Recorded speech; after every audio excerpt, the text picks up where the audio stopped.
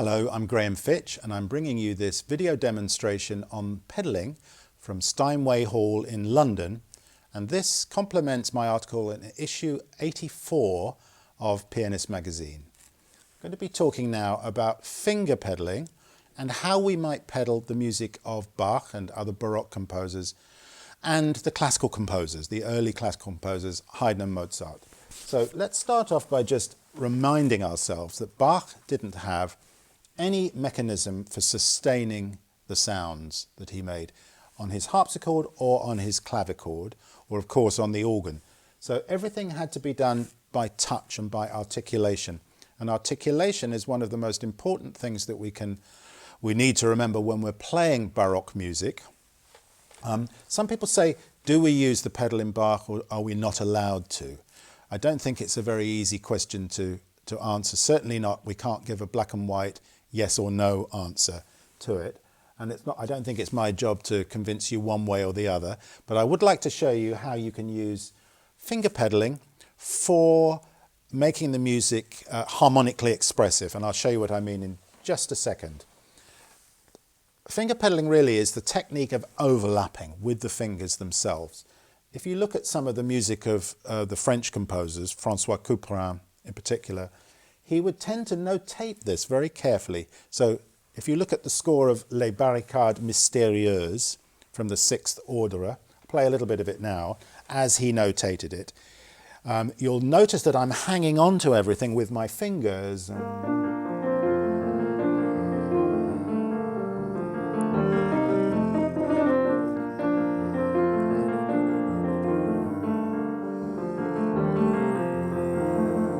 Now I don't need to use any pedal for that because my fingers are sustaining the notes of the harmonies. I'm going to try, so I've not actually done this before, let me try not doing that. Let me try just playing the notes without overholding them. Oh, it's hard to do.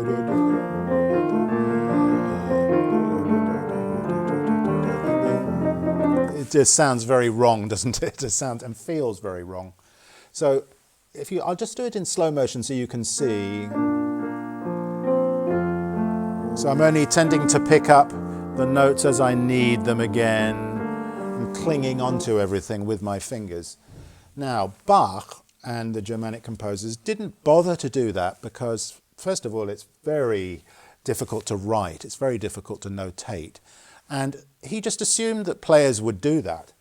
Let's look at the beginning of the E minor partita. That's partita number 6. If I play it as it's written from maybe 19th century eyes, it would sound like this, and nobody would think of doing it this way. Certainly no harpsichord player and no real pianist would think of doing this.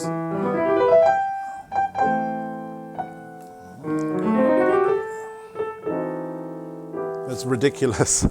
What we do and what we should do is we can pedal it, and some of the great pianists in the world do so, and some don't.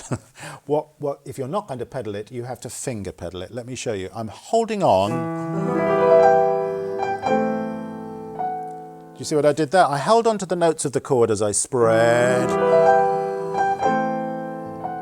And then,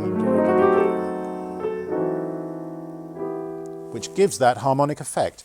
Notice in the second bar, there was one note that I didn't hang on to. It was a passing note. Let me do it wrong now. Do you hear?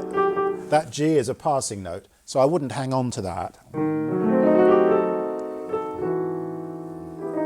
Now, if you look at the next series of notes, we've got broken harmonies. Okay, now what we can do, if we like, and if the acoustical situation where we're playing happens to be dry, hang on a little longer. You could even, if you really wanted to do this. What I'm doing there is just holding on a little longer. What I like to do in those sorts of situations is to start off with maybe 2 or 3 notes held and then lift them progressively so that they release one after the other rather than suddenly. Let's look a little bit now at the C minor prelude from Book 1 of the 48. Often I get asked, should I pedal this? Should I not pedal it? You can pedal it if you like, but you have to do it extremely carefully and not full pedals. We might touch the pedal on perhaps on the first beat. Let me show you. I think this is the boring way of doing it, where everything comes out sounding the same.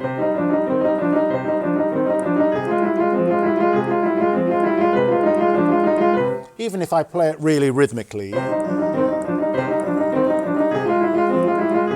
you know, after a few bars of that, I think the jangle is enough to upset sensitive ears.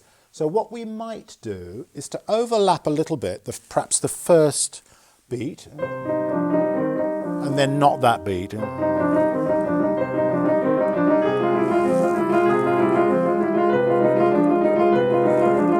If I were to do that in slow motion,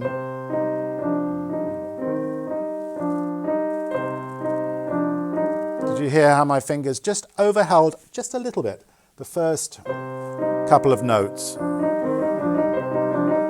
We could do that a little longer if we wanted to in this bridge passage later.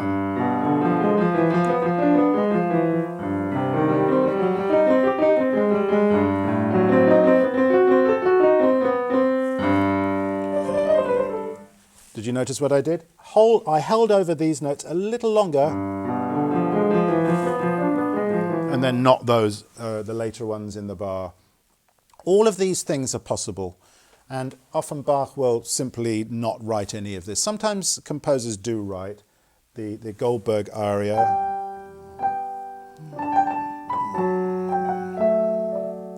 is written out. If you look at your score there, you've got notes that are held on, written out, but very often in Bach he doesn't do that, and we can certainly use little bits of pedal if we want. I would suggest, if you're going to use pedal in Bach, consider using touch pedal, which is just little dabs of pedal, tiny little dabs. It's barely noticeable. It just gives a little bit of extra resonance to the sound. Certainly you can. But actually here I find that I want to do that with my fingers. So that's finger pedaling in Bach. Let's look a little bit at finger pedaling in the classical composers, and I'm going to take as my example two examples from Mozart's K332 F major sonata, the one that begins like this.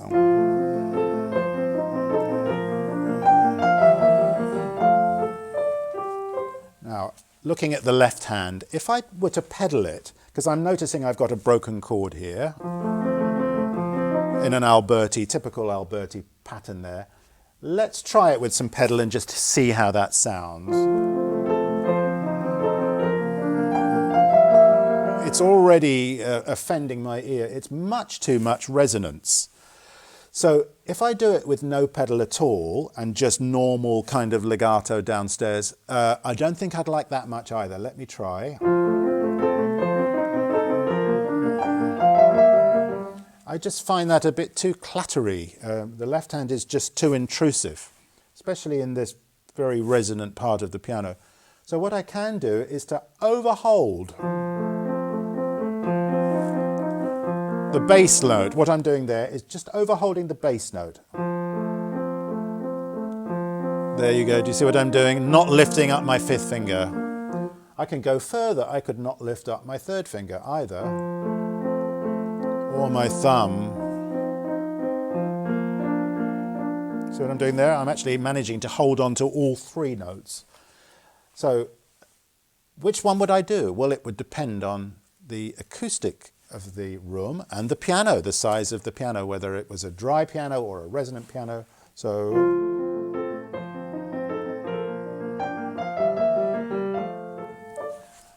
if we look a little bit at the second movement now, even more reason not to touch the pedal, because if I were to pedal through these rather lovely ornaments,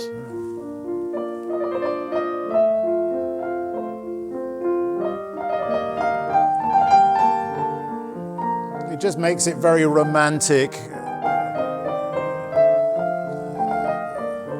I think there may be some of you that quite like that. For me, it's a little unstylistic. It belongs a few decades after. That sound world belongs later. So what I'll do.